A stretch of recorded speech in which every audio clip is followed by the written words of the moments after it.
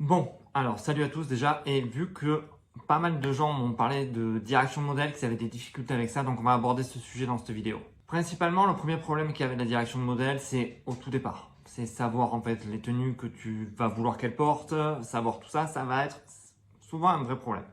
Il y a aussi le maquillage, il y a aussi des tas de choses comme ça qui peuvent être problématiques, mais voilà, il y a aussi trouver le langage que tu vas pouvoir adopter avec le modèle que tu as choisi, homme ou femme, hein, peu importe, pour pouvoir vraiment arriver à la comprendre et à pouvoir avoir ce que tu veux, ce que tu attends vraiment en fait de cette direction de modèle. Et c'est là où ça peut être assez compliqué, j'avoue, parce que tous les modèles ne réagissent pas pareil, ont pas le même humour ou ont pas la même notion en fait de choses et ça peut être vite compliqué.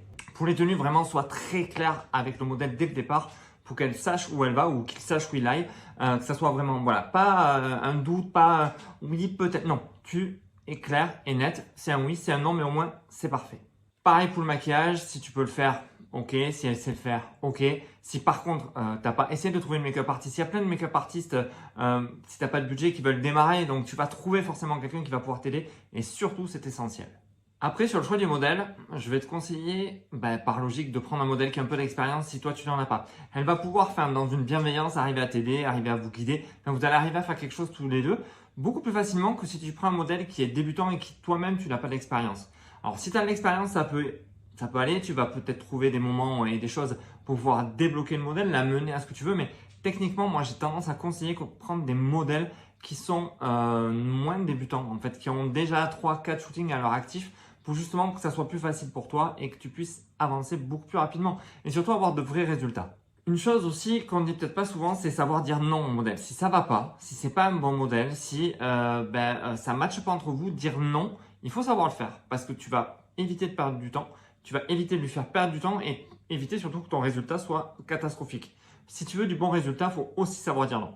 Après, avec tout modèle que tu découvres, enfin moi c'est ce que je fais toujours des tests. C'est-à-dire que bon, j'ai toujours mon appareil photo avec moi, j'ai tendance à dire, tiens, viens si tu veux, on fait un test en extérieur, comme ça, rapide, voir si le feeling passe, voir si elle est capable d'aller là où je veux.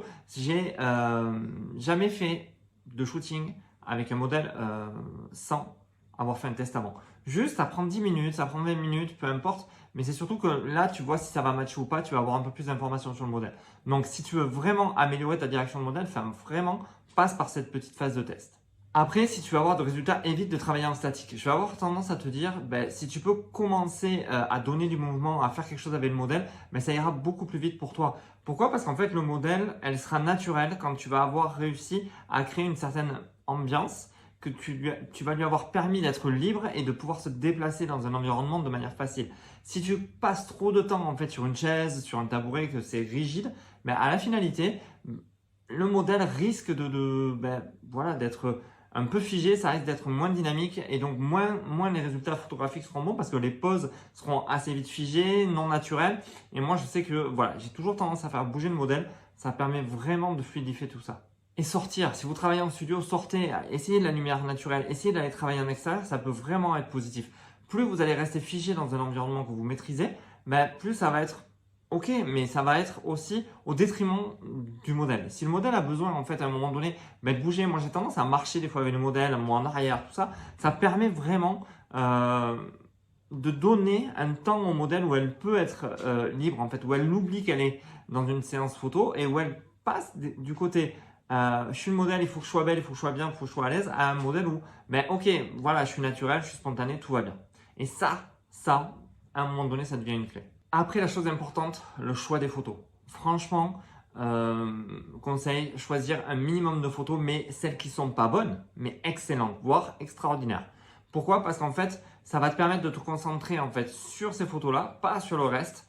Et surtout, ça va te permettre d'être focus. Il peut y en avoir une, deux sur un shooting, c'est pas grave, tu vois. On peut se contenter de ça. L'idée, en fait, c'est d'arriver à avoir vraiment de belles photos. Et quand tu vas les donner au modèle, elle va être fière de les partager, ta réputation va s'améliorer et tu vas pouvoir faire plus de photos.